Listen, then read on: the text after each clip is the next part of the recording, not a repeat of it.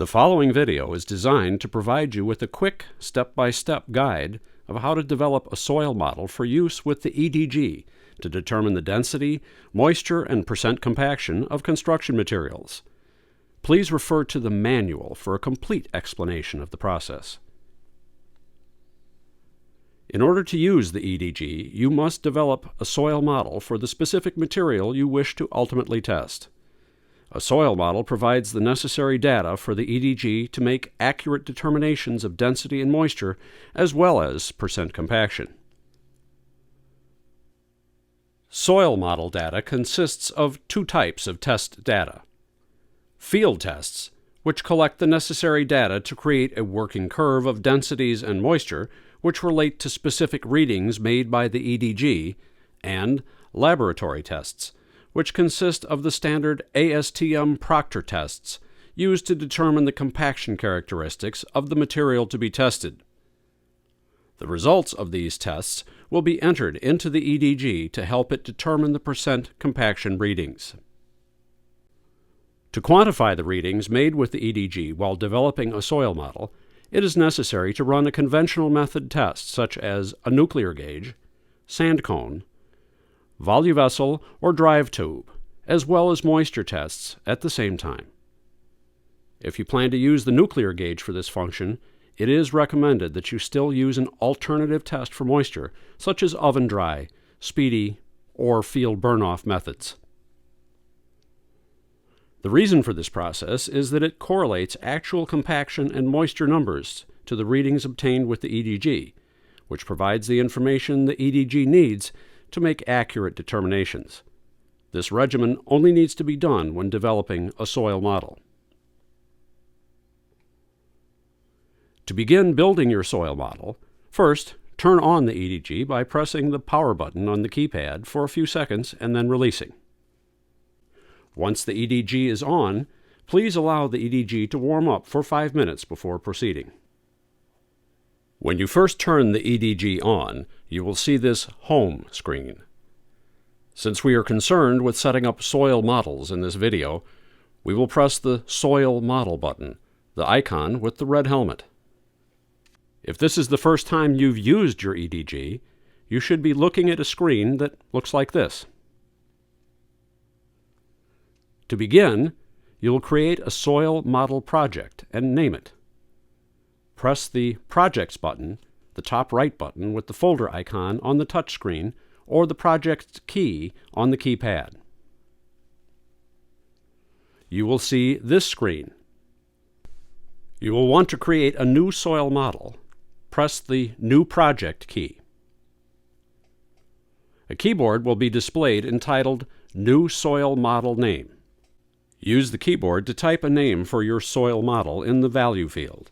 The name can be up to 8 characters long, and you may want to use a name that refers to the soil type, date, location, or test reference number. Once you've created the name, press the Select button to save the soil model you have created. Once saved, a screen with your soil model name will appear with no data, stating "No soil tests available." On this screen, press the Model Details button on the top right of the screen.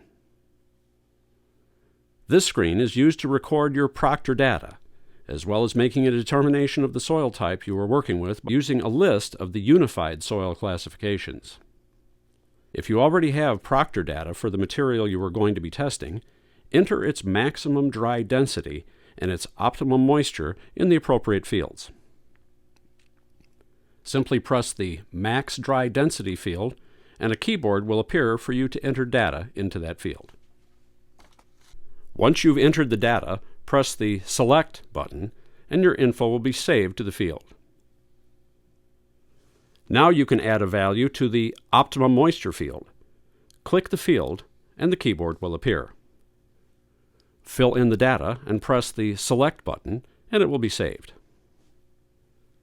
In actual testing, the maximum dry density and the optimum moisture data will be used by the EDG to generate percent compaction results. Next, press the Classify button at the bottom left of the screen. A scrolling list of the Unified Soil Classification descriptions will appear. Find the soil classification that best fits the material you are testing. Click on it to highlight and select it, and press the Done button at the bottom right to save this description. You can also choose None or Other for this description. If you choose Other, you will have the option to type in your own description. If the data displayed is not correct, you can alter your information by pressing on the appropriate fields or the Classify button to make changes. If it is correct, press the Apply button at the bottom right of the screen. Upon pressing the Apply button, you will see this screen. Press the Save button and you've created a name for your soil model. To begin working with this soil model, press the green Select button, which selects your soil model for use and turns the green dot to gray to show that it is selected. Press the Done button. You will see this screen. To continue to build your soil model, the name of the soil model on the left should be highlighted in blue and the Select button should be gray. By selecting this specific soil model, any tests performed while it is selected will be linked to it. Please note, if no soil model is selected, testing cannot be performed. Press the Back button at the lower right of the screen. This action will take you to the current soil model screen. The screen will indicate a fit of 0 and state, "More soil tests required to calculate fit." Do not be concerned with the fit at this point. It will be discussed later. You are now ready to proceed with the actual soil model development at your test site. To begin, you will need the EDG and its test accessories, as well as the equipment for one of the following traditional test methods: nuclear gauge, sand cone, volute vessel, or drive tube. You will also need a moisture determining apparatus, such as an oven, speedy moisture tester, or a field burn-off tool. What you are trying to accomplish by building a soil model is a curve, which illustrates the density and moisture characteristics of the material you wish to ultimately test. This curve will be comprised of a series of tests, typically 6 to 12 tests, of the material at different levels of compaction effort and different levels of moisture. To produce a soil model, traditional test methods, such as a nuclear gauge, sand cone, volute vessel, or drive tube, will be performed simultaneously on the same location as each of the EDG tests you perform.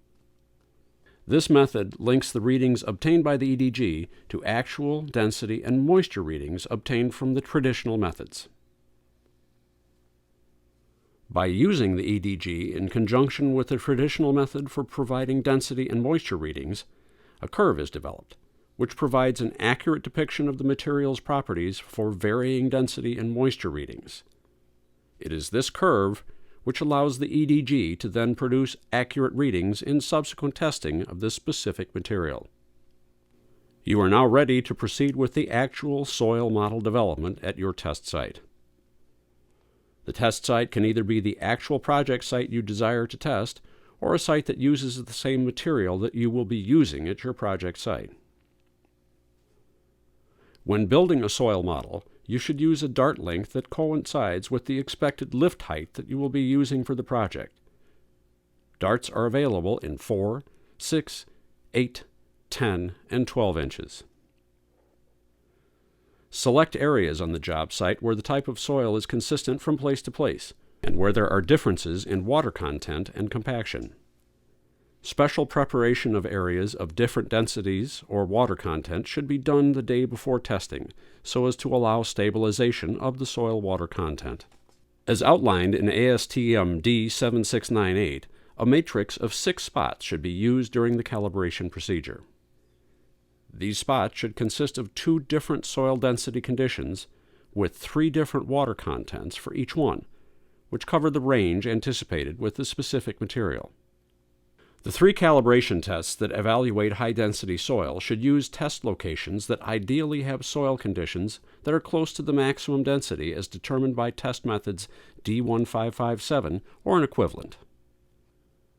The range in water content should include low, middle, and high water contents. It is near the optimum water content as determined by test methods D1557 and D2216, or equivalent test methods. To begin, place the gauge on the ground near you and open the case. Turn the gauge on and remove the gray circular dart template from the lid of the case. Place the gray dart template on the ground. Remove the accessory caddy from the EDG case and place it on the ground out of the way. Remove the hammer and the 4 darts from the bottom of the case. Position a dart at each detent of the dart template and hammer into place. The shoulder of the darts should be level with the ground surface. Darts should be driven straight into the ground, not more than 20 degrees from vertical. If rocks are encountered during the process of driving the darts, which prevent the driving of a particular dart, move your test site slightly to accommodate the rock. Unscrew the cap to the sensor port located on the front base of the EDG case, the right of the handle. Remove the sensor unit from the accessory caddy and attach the black cord attached to the sensor unit to the sensor port. Then, attach the sensor unit, pins up, to the center of the gray dart template, using the Velcro fastening system attached to each item. Remove the 2 cables which are used to make a connection between the darts and the sensor unit. These cables have an alligator clamp on one end and a 1/4 inch phono plug on the other.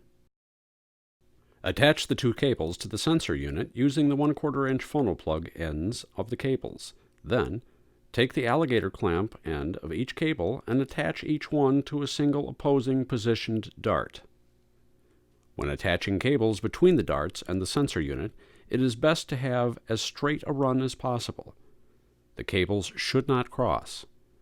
Care should be taken not to cross the cables when switching them from the AA position to the BB position during the testing process.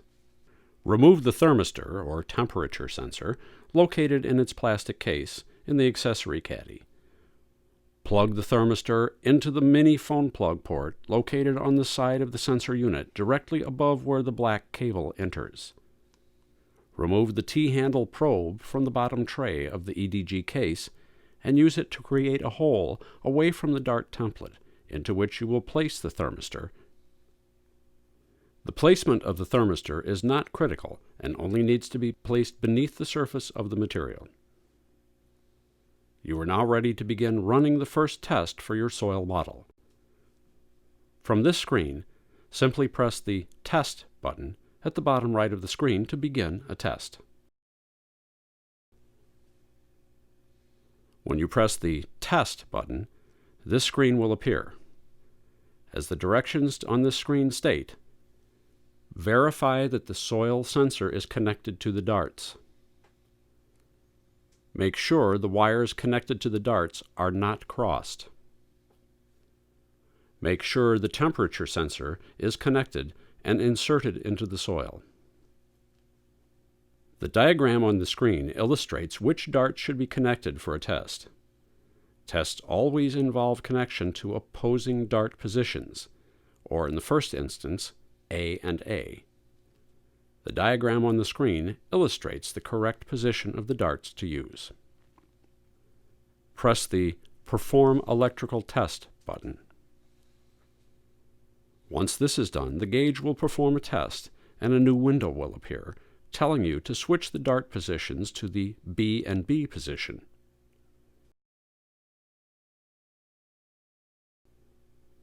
The diagram on the screen illustrates the correct position of the darts to use. Press the Perform Electrical Test button. The gauge will now perform the second test. You will now see this screen. At this point, you can ignore the numbers in green and the reference to FIT. FIT is not calculated until after the third test. We will discuss FIT later when we begin looking at the curve we generate. The first 2 tests you perform when building a soil model will also include this statement in red. More soil tests required to calculate FIT. This will not appear after the third test, as fit will begin to be calculated as you build your soil model. Press the Save button. You have saved the first point on your first soil model test. Now that you have conducted the first test of your soil model, you will also need to run a test on the same spot using the traditional density and moisture test method you have chosen to use in conjunction with the EDG. Complete this test and maintain the results. When you are finished, you will enter the results of these tests into the EDG. If the method you have chosen to use provides results on site, like a nuclear gauge, you can enter the results into the EDG as you build your soil model. Or you can wait and enter all the results when the traditional method results are available. To complete your soil model, you will need to do a total of 6 to 12 tests with a range of different compaction levels and different moisture levels. Perform your next test, move to a new spot, and repeat the testing process you used for your first test. When you have completed your tests, you are now ready to match the results of your traditional density and moisture tests with the EDG soil model you have constructed. Follow these steps to enter your information. From the soil model screen, press the Select button. You will see this screen. On the left is a scrolling list of the soil tests you made with the EDG. Select one at a time and fill in the corresponding data for wet density and moisture content, which you recorded with your traditional method testing apparatus at each test location. Select the field for wet density by pressing on the yellow field. A keyboard will appear for you to enter the corresponding value from your first traditional method test. When you have entered your number, press the Select button on the keyboard. Your wet density value is now displayed in the field. Select the field for moisture by pressing on its yellow box. A keyboard will appear for you to enter the corresponding value from your first traditional method test. When you have entered your number, press the Select button on the keyboard. Your moisture value is now displayed in the field along with the wet density value. Once you have completed entering the wet density and moisture values for each soil model test, you can view the graphs or curves which make up the soil model. To view the graphs, press the Graphs button at the bottom left of the screen next to the Trash button. There are actually two graphs which make up your soil model. The first is the impedance versus wet density graph. The graph should appear similar to this. The second graph is weight of water versus CR, which you can view by pressing the Next Graph button on the top right of the screen. It will appear similar to this. Each point or soil test on either graph curve can be evaluated.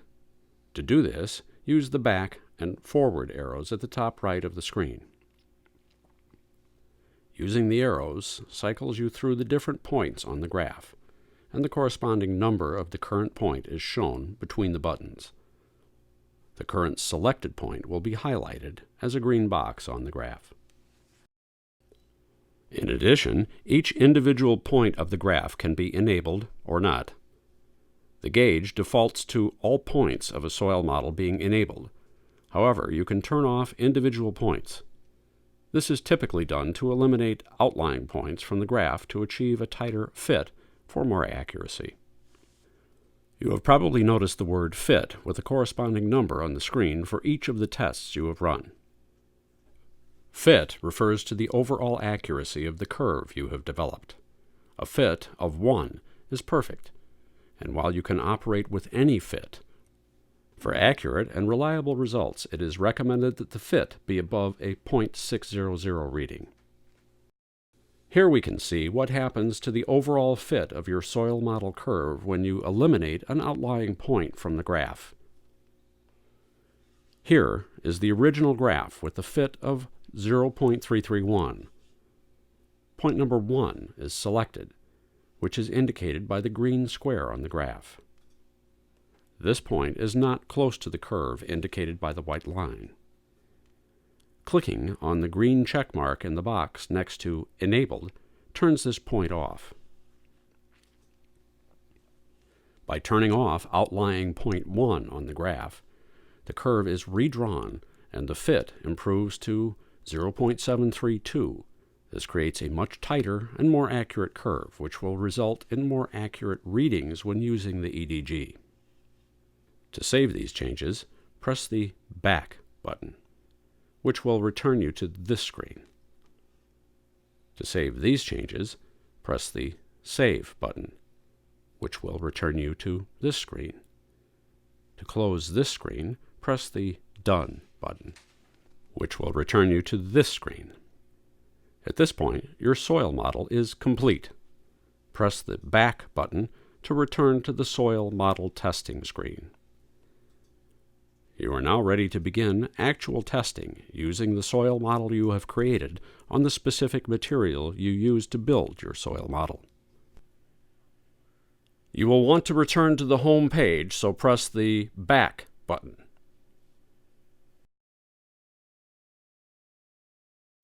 To begin actual soil testing, press the blue helmet icon on the top right entitled Job Sites.